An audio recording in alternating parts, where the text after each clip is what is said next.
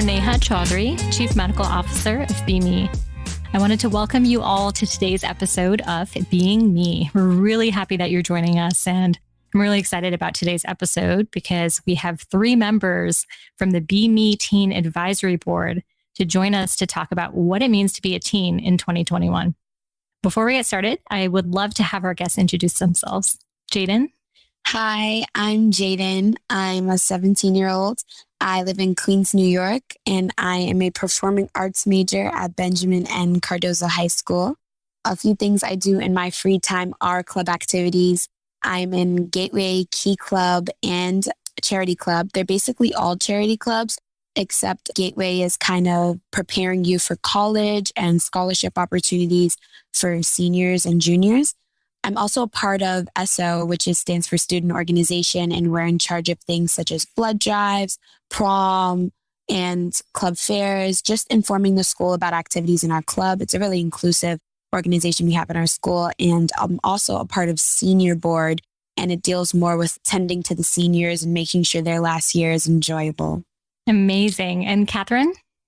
Hi, my name is Katherine. I'm 14 and I'm a freshman at Highland Park High School. I live in Dallas, Texas, and I'm trying out for my school dance team soon. I love to garden, and I'm part of the teen leadership board for the Dallas Arboretum, and I also run a calligraphy business. You run a calligraphy business? Tell me about that. So I get orders from people around my community, and then I'll do tags for holidays, I'll do place cards for dinners, and I will give them back to them. That's incredible. Thanks, Katherine. And finally, we have my co-host here on Being Me, Hazuri Dylan. Hi, I'm Hazuri. I'm 17 and I'm from the Bay Area. Like Jaydin, I'm currently trying to figure out where I'm going to college, and I'm co-hosting this podcast. Wow, what a really impressive group. We are definitely going to have a lot to talk about. So let's talk. Thanks, Neha. There's been lots of news about social media in the news. So Jaydin and Katherine, what do you think? Does social media impact teen mental health? If so, how? I feel like because of quarantine, teen mental minds have been so impressionable. Teen minds are so malleable because of quarantine. And social media has been a big aspect because being locked in the house because of the pandemic, everybody's been on their phone, their laptop, their iPad, whatever social media they can contact because they weren't allowed to contact people outside. And I feel like it gave a lot of teens a different type of mental state that they had before the pandemic. I definitely agree with Jaydin. I know the COVID pandemic has definitely affected my mental health, and it has also affected my friends. Because of the pandemic, we've been on our phones more and using social media more to connect with people, which is positive, but there's also been some negative effects. We're using our screens more, and we often compare ourselves to the people we see on Instagram or Snapchat. And it just really deteriorates our mental health. Yeah, the social comparison aspect is huge. I've been hearing about that a lot. What else have you noticed? And when you say it impacts mental health, is it anxiety? Is it depression? Is it self-esteem? Something else? I feel like self-esteem is definitely a big one because people are forced to be on their phones more, especially Instagram. I feel a lot of people can have insecurities. They compare themselves to these popular, famous people they see getting likes and views and promotion opportunities and being so successful. And I guess teens, even me sometimes, I relate their fame with the way they look or what they wear or how they eat. And it kind of can degrade some people's self-esteem or make them insecure about their own lifestyle. I wonder how much of that is actually authentic too. A lot of celebrities are trying to push this narrative of being more authentic because a lot of celebrities recently have been called out on pushing a narrative for like young teens to think that they have to eat a specific way when in reality it's not real, or photoshopping photos that they don't even look like. And they're pushing a narrative that's not real or almost impossible to achieve.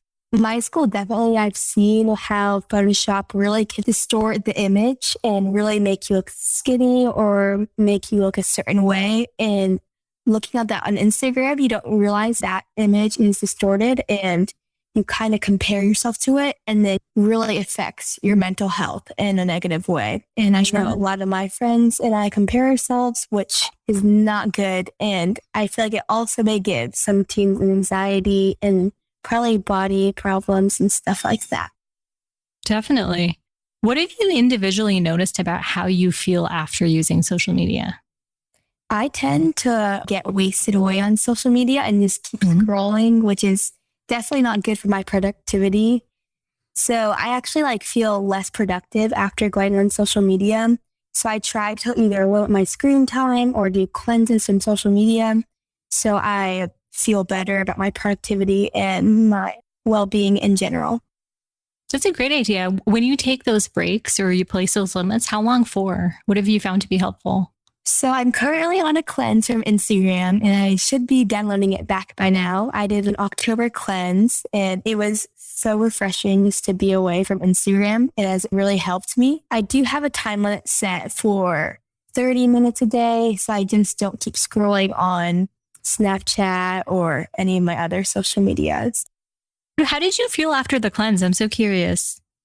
I actually felt really good. And I honestly, I still don't have Instagram on my phone. I know it's only November 1st, but it made me feel so good. I don't really need it, I guess. It kind of made me feel a self-esteem boost, knowing that I'm not dependent on social media. And it has actually really helped my productivity too at school and just all my activities I do. It's great. Jaydin, what about you? What have you individually noticed about how you feel after using social media? I'm very self-aware about how I use my social medias. I'm not going to lie. I feel like using social media kind of gives me a high. I do enjoy it a lot. I do a lot outside of social media work-wise because I do 2 internships and I'm applying for colleges and scholarships and I do a lot of activities after school. So I feel like social media is my break. I use social media to promote things in our school. So unfortunately, it is hard for me to take breaks in social media because it is my way of getting information out to my peers. But during the pandemic, I did stop using Snapchat because it was just mentally draining because there was a lot of people that I didn't talk to or didn't like, and it was getting really toxic for me. And honestly, a lot of my friends had asked me why I stopped using the app. And I just said I needed to separate myself from the people that use the app. And it was honestly very cleansing. It helped me separate myself from a lot of friends that were mentally draining for myself. So when I did come back to school, I was separated from them. And it honestly helped my mental health so much. I was able to focus on my friend group that actually cared about me. And it was a good way to separate myself because I couldn't do it physically anymore. And I guess doing it socially helped me mentally. So it definitely helped with my anxiety. You bring up a really good point, which is about the intention behind social media use and how we use it. So we focus a lot on the quantity of time spent on social media, but I'm also really curious about the quality. So does the way you feel change depending on how you use social media or what you're doing on it? Definitely. Snapchat for me was more of a friend. That was more of my social app. And then Instagram was kind of more of my work app. It had 2 different uses and it had a mental strain or a mental high in different ways. And I felt like obviously Snapchat was more of my social life. So it was more mentally draining, whereas Instagram was more of my professional life and it wasn't as mentally draining and it made me enjoy the app more. So I feel like based on how you use each app, it will depend on how you feel and how it affects you mentally. I definitely agree with this. I'm also on my school yearbook staff. So sometimes I have to log on Instagram to see what my yearbook staff is posting just to make sure everything looks good. And then I also have to promote my school and some clubs I do. So I do like Instagram for that. And it does benefit me in a positive way because I'm supporting my school and my community around me. But if I just waste away and spend too much time in Instagram is when I feel like the loss of productivity. That totally makes sense. Hazuri, what about you? What have you noticed? I feel like I actually have the opposite reaction from those 2 apps where I often have to take time away from Instagram because when I spend too much time on Instagram or really any time on Instagram, I kind of start to feel bad about myself. Whereas I use Snapchat only to communicate and snap a few of my close friends. A fun way for me to catch up with my friends. A lot of my friends are in college already. So I enjoy using Snapchat, but I guess the way you guys explained using Instagram, I kind of feel that way about Snapchat, whereas I get really tired from being on Instagram for too long. And it's a really draining experience a lot of the times. I do see a lot of my friends at school every day, but there's a few friends that live in other states that I love to communicate with, but I don't usually have time to call them. So it's just like a great reminder to like see their face and know they're doing well and just to look forward to seeing them soon. So I do use Snapchat in that sense to connect with people I haven't seen in a while and just to see my friends when I'm busy. For me, it helps to use the time limit feature on my phone. How about the two of you? What strategies do you have to manage how you use social media? So my best friend, I'm very close to her. I walk home with her every day and I FaceTime her right when I get home. She's basically like my sister. So she's kind of like my time management. If she sees I haven't called her in a minute or asked her a question about an assignment, she will be like, Jaydin, come on, off your TikTok or get off your Instagram. She's like, just go get ready to do your homework. You just get it over with. So I feel like she's more of my time management. It's like having a buddy to hold you accountable. No, I do the same with her though, too. She really makes sure I get everything done. So she's like my rock. I do try and use my apps sometimes, but I'm not going to lie. I'm very self-aware. I do ignore them sometimes, but when she's on the phone, she forces me to work and it works out. We have friends that do this and I'm on my computer and then I'll start scrolling on TikTok on my phone and they'll make me put it away and step in. I think that's really helpful. I do have the Apple time limit and I do like to use that because it gives you a good reminder like, hey, get off this app. You've been on it for so much time.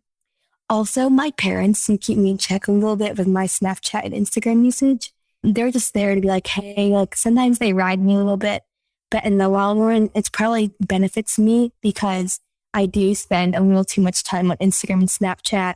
So they really do help me keep me in check and make sure I am still being productive and still getting out and like talking to people and not just being on my phone. It's good that you're able to have those conversations with them. I'm sure it's probably mixed for different families in terms of being able to talk to your parents about social media and kind of keep each other in check, but also be understanding. Definitely. Let's switch gears and talk about real life. What real life events have been impacting your mental health? Definitely during the pandemic, I had a lot of extra time on my hands, and that just made me very restless and definitely did affect my mental health in a negative way. For me also, school, I get lots of anxiety from studying and tests. So even though that's a normal task, it still does stress me out a little bit, but I kind of learned to manage it over the last few months. I agree with Katherine with the school aspect.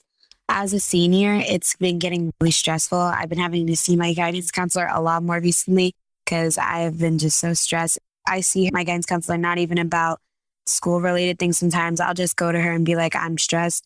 Honestly, I never really took advantage of how good I had it sophomore and freshman and even junior year. Being a senior is really stressful. I'm not going to sugarcoat it. It's a lot of work and a lot of dedication the first few months because you have to decide if you're going to go to college, if you're going to take a year off. If you are going to college, what college are you going to go for? What are you going to major in? What are you going to minor in? Are you going to go out of state? Are you going to go in state? There's a lot of things that do go into it. And it can get really stressful on top of juggling grades and all the extracurriculars I do. So that's a real life event that's been kind of taking a pretty big mental toll on me recently. Definitely. Those are the two things that I've been seeing the most and hearing the most about, both the impact of COVID and then also school stress and all of what that brings and what it means. Hazuri, what about you? So COVID didn't affect me all that much, especially in the beginning, because I was going to online school before COVID anyways. But then once we kind of got to a year in quarantine and a year without really seeing people and going outside, I definitely started to feel the effects of it. And even though my school was already online, just the social aspect and not being able to have that was really hard. And yeah, Jaydin is completely right. Senior year is a lot and it's really stressful. The past few weeks have been tough, but I think we're all getting through it. You know, all of these things going on have such an impact, but I don't know if that impact is always appreciated. So let me ask you this. What do you wish that adults cared more about or paid more attention to when it comes to teen mental health and the types of things that might impact teen mental health? I think mental health in general, honestly. At first, they didn't think it was a real thing. And now every kid is coming out and saying that they have mental health issues, whether it's to a low degree or high degree. And now they think it's just so common that it's not a big deal anymore.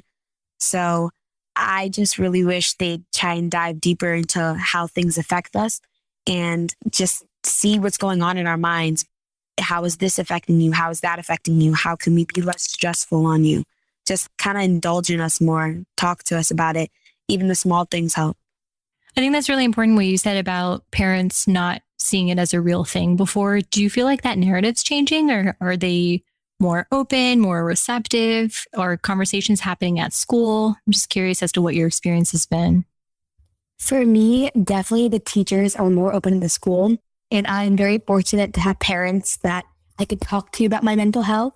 So it's definitely been a topic for me. Going into high school and being a freshman, I have lots of new changes around me and just a change in my usual routine. For me, though, I really wish like my teachers or just adults in general would notice the small things, because kids are really good at hiding their mental health issues at school and not think anyone is having any issues, or look on Instagram and looks like everyone's having their perfect life. But in reality, it's not true. And I know a lot of people struggle, and just not a lot of people see that. So just adults in general are more conscious and looked for it more. They would be able to help us more and really talk to us and make us feel better, maybe even save someone's life. Totally. It's all the small things. That's so, so important. Do any of you have examples of what small things you wish that teachers, parents, etc., just adults in general would notice? I think teachers should look out for is when kids kind of look drained in class. They may mistake it as being lazy, but sometimes it's really just mental drain. If we put our heads down, it's not us trying to be rude. They should probably take us out of class and be like, are you okay? How have you been? The small things. Definitely. I've heard that a lot from parents and teachers of kids and teens who suddenly have low motivation. And usually my question is, well, do we know where that's coming from? Could it be something more? Have you kind of checked in? Have you asked if they're okay? That sort of stuff. What else? What are small things that you wish that folks would notice a little bit more or pay closer attention to, and maybe take the approach of, hey, are you okay? Some of the most talkative, the most happy kids, they could really be struggling. And just by showing that they have a bad day and the teacher acknowledging that could really change their whole day and make it a lot better, and just know that someone cares for them. Yeah, sometimes it just takes that one person. Hazuri, what do you think? I think that a lot of different things that are usually written off as easy. I know my friends and I have talked about how homework is normally the first thing that we stop doing when we get in, these kind of ruts where we're not feeling too great. Our mental health isn't great. We kind of just stop doing, especially like homework that we know won't have a big impact on our grade. It's like an easy thing that people write off. And I mean, I've heard that from so many people at this point that I feel like teachers should start kind of noticing that and addressing it, not as students not doing their stuff, but more as students maybe needing some help. Definitely. It's not that someone may not want to do something, but maybe they're not even able to. Maybe they're just not in the headspace to be able to. Related question. What do you think adults need to know about your generation? What are they, or I guess I should say we, just not getting? That we're going to have different views than them. We're born. I love that. Yeah, it seems simple, but honestly, for a lot of people that aren't from our generation or that are older than us, can't grasp that we will have different rules, different views, different morals, different acceptances, different levels of progression. A lot of the adults I've experienced, it's a really hard concept for them to grasp that we actually believe in these things and that we actually think it's morally okay or not okay to do certain things. And they honestly can't grasp their head around it. And just how like we used to grasp our head around what they taught us, they should try and grasp their head around what we're trying to teach them. Because, younger doesn't mean ignorant. That's just not how it works, in my opinion. And we could teach each other things. There's stuff that we know that they don't know, and there's stuff that they know that we don't know. And if we mutually agree to learn each other's new morals or old morals, I think we could come to an agreement instead of just writing them off as sensitive or ignorant or doesn't make sense or illogical. Absolutely. These are two-way conversations, and there's so much we can learn from one another. I love that you brought that up. What else? I definitely believe that every person has a different perspective on life, no matter what. And our generation grew up with modern technology and a lot of things that the last generations did not have. So obviously that's going to change our perspective, how we see life and how we perceive certain things. And I just feel that both generations seem to respect each other, have the same morals or beliefs, and that we seem to find a mutual ground where we're all happy and can get along. Yes, I love that you just said respect each other. I'm curious, you brought up something so important, which is that your generation grew up with technology. How do you feel that has changed your perspective? And when I say your, I mean your generation. It helped us reach out to each other. You get perspectives of kids all around the world, and then it clicks to you that you're all thinking the same thing. And then it kind of becomes a community of everybody that has the same viewpoints, that has the same morals. Even if you're not with each other all the time, you can connect through social media immediately, snap of a finger, send a text, post a video. It really brought our generation together in a sense where everybody around the world who is this age and has these morals can share their ideas or support each other. That's really crazy because technology, it really has evolved. That interconnectedness is so new and so powerful, for better and for worse. Even if we're so far away, we could still support each other. And it's such a positive thing. But there's also been a few negatives about growing up with technology, at least from my perspective. We're definitely on our phones a lot more than our parents were at our age. And instead of maybe just going on a walk with a friend, we're FaceTiming them instead, which is still good, but may not be the same as like face-to-face connection. There's no replacement. Yeah, exactly. I think like you guys said, it's so helpful that we can use our phones or use our computers to contact anyone from around the world at the drop of a hat. But at the same time, there's been a lot of negative ramifications for a lot of people from growing up on the internet and growing up. A lot of us had social media from the time we were in middle school. And I think that's kind of contributed to the overall poor mental health of this generation and also kind of the low self-esteem that a lot of teenagers experience.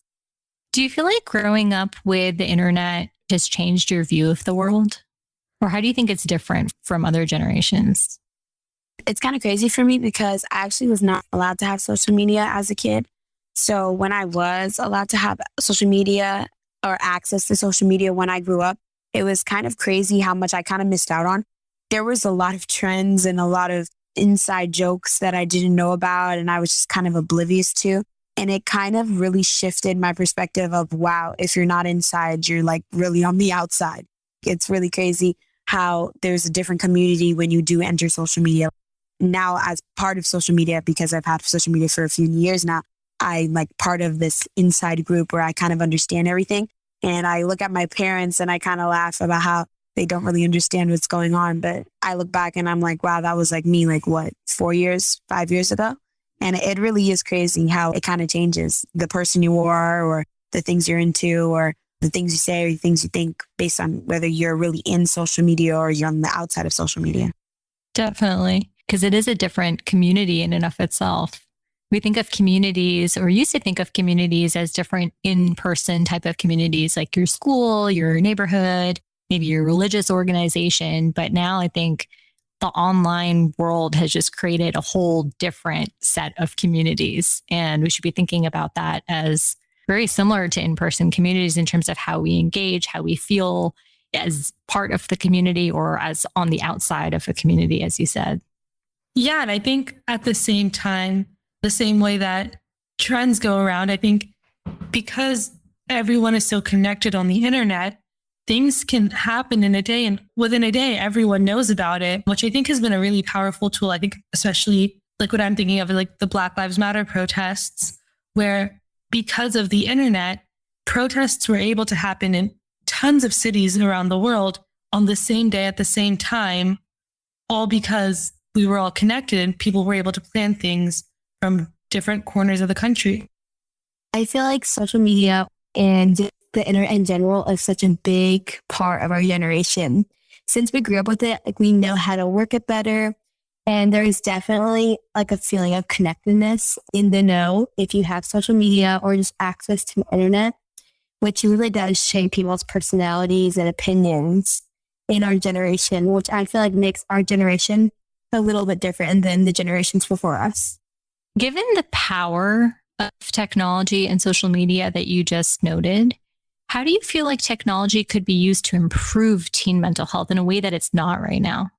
I feel like just putting more stuff on the internet and on social media to promote mental health and give a people a check or put more guidelines in place to show that mental health is a priority. And even though social media is a good thing, it can also be used to negatively affect people's mental health. So I feel like there just needs to be a little bit more of a balance. So maybe more protocols or guidelines could really help teens' mental health on social media and just internet.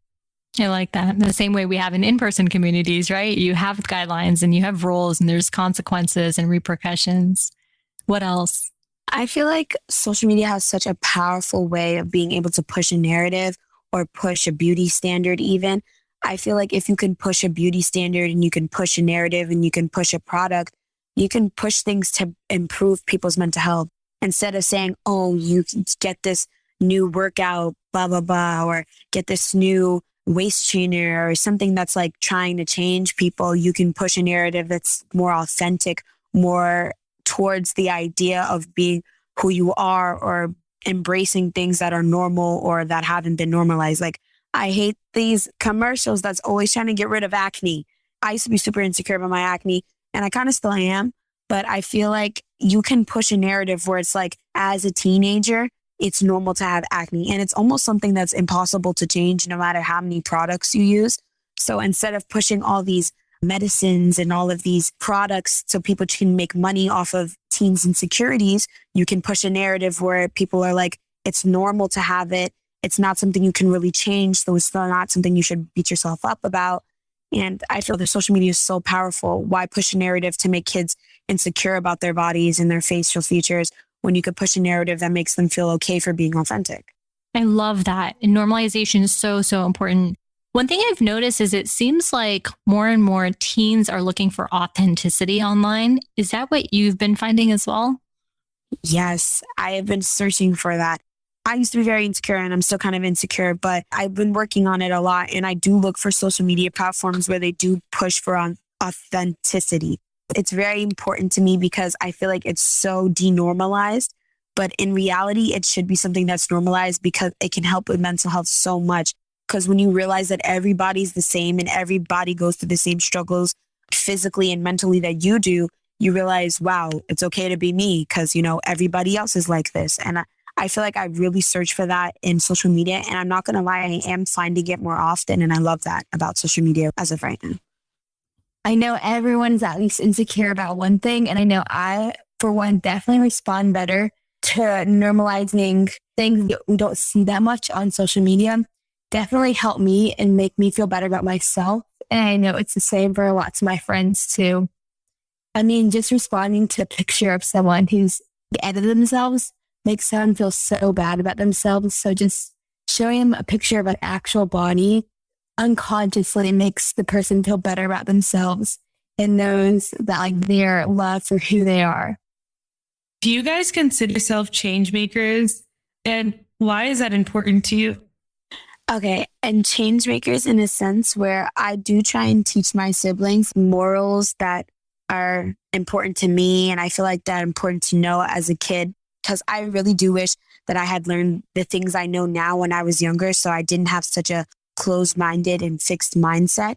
I really did wish I learned that. So I do have 4 younger siblings. So I do try and teach them to always stay open-minded and to accept people for who they are. And things that weren't normalized when I was younger, I'm trying to normalize for them so they don't feel as insecure as I used to. So I feel like I'm a change maker in that. And I always do correct my friends and the people around me if they say something ignorant or offensive. You just need to learn something that they haven't learned before, because I wouldn't just attack them. I always try and re-educate. And that's the way to progress. You re-educate and then they re-educate others, and it's a cycle. I try to really teach my friends coping techniques for anxiety or just feeling overwhelmed. What I do often is something called bunny breath, which is actually a breathing technique that I love to do when I'm feeling stress. I do share this a lot with a bunch of my friends in some of my classes before tests and quizzes.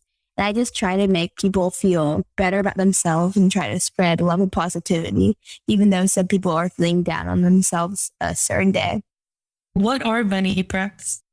So you can't see, but you go with your 2 fingers and then you breathe in and you kind of do it into 2 breaths. And then you exhale very slowly with your fingers. So you kind of do a motion with your fingers help release anxiety and stress. And it may seem a little bit silly and a little bit childish, but it really does help me. And I think it's helped to my friends too. I love how focused you all are on advocacy and on teaching people things, teaching each other things, helping others. It's really beautiful to see and to hear about. Speaking of change making and advocacy, why did you decide to join the BeMe Teen Advisory Board? And what have you learned about yourself by listening to the experiences of others? As I mentioned before, I am in a club called Gateway, and they do give internship and opportunities. And this is actually the second internship I've ever done in my life. And it's honestly been great. I've never done anything like this. And I wanted to experience something new. I love talking. I'm a very talkative person. And this really was a really free-form platform for me to really share my opinions and actually not only just share my opinions, but for my opinions to make a difference or for my opinions to help people. And BeMe has really helped me get a lot of things off my chest, especially this year being super stressful. I actually look forward to getting an email from Neha about the next meeting. It's really fun. And I really like talking to these people from all around the world that have similar or even different opinions than mine, because I learned some things about people from different corners of the world. It's really amazing. I'm so glad I joined. I went into it with an open mind, not knowing really what I would do, but I definitely do like to give my opinion to things. So knowing that I could help make a difference or just even show someone a different perspective really helps me. And I also love learning other people's perspectives. And truly, I feel like a lot of them have helped me become a better person or learn a new technique to help myself. And I love the balance of giving my opinion, but also learning things from other people. And I do look forward to getting little notifications on the Slack saying, oh, what's your opinion on this? Because I feel like I definitely am a part of the community and feel loved and accepted. I thought it would be a great way for my opinions to be heard and for them to actually make a difference, like Jaydin said. And I think the biggest thing I've learned from it is just how similar we all are. We all, are from different places. We go to different schools, but there seems to be these universal experiences that we all have. And so it's really nice to hear from everyone about how similar things are or how different things are. I love that. You all bring so much to the table. And I really like the point you just made, Hazuri, about how no matter where we're coming at things from, no matter where we're sitting, no matter why we join something, there's always some sort of commonality that we can find that connects us. There's some universal nature to things like joining a cause, joining a community, advocating for something. And I think we're all here for something really important, which is teen mental health. And it's really nice to see people bring in their own opinions, thoughts, and strengths to the conversation, which is never a one-sided conversation. Like we talked about earlier, it's a two-way conversation. There's mutual respect, and there's just so much to learn from one another. Definitely informative conversation. Thank you so much, Katherine and Jaydin, for joining us on Being Me. I agree, Hazuri. Thank you, Jaydin and Katherine, for joining us here on Being Me. We really appreciate your taking the time to just sit down with us and to share your thoughts. Until next time, this is Dr. Neha Chaudhary reminding you to keep being you.